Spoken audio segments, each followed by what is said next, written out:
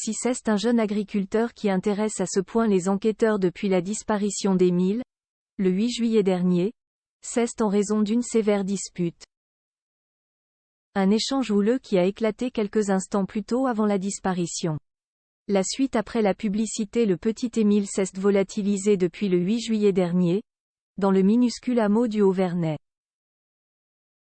Cet endroit, le petit garçon s'y trouvait en vacances avec sa famille, dans la maison qui possède ses grands-parents maternels.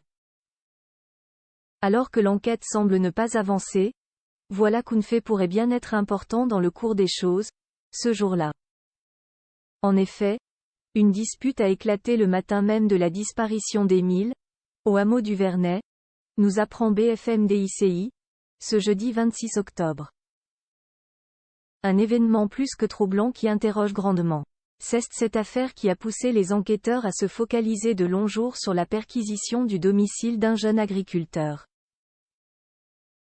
Rappelons en effet que si aucune piste n'est privilégiée, la maison perquisitionnée, qui n'a rien donné, est celle où vit un adolescent qui habite le hameau rapidement suspecté suite à la dénonciation de certains habitants.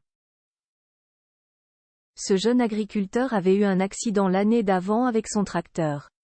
Donc forcément ce sont des choses auxquelles on se raccroche, apprenait-on d'une journaliste du Parisien.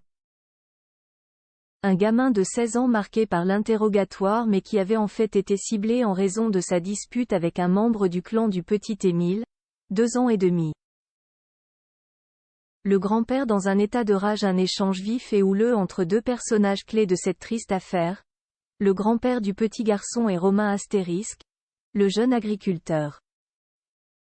Selon nos confrères, toujours bien renseignés, l'objet du litige porte sur l'utilisation d'un godet, la pelle d'un tracteur, pour aplatir une surface de terre dans le cœur du hameau.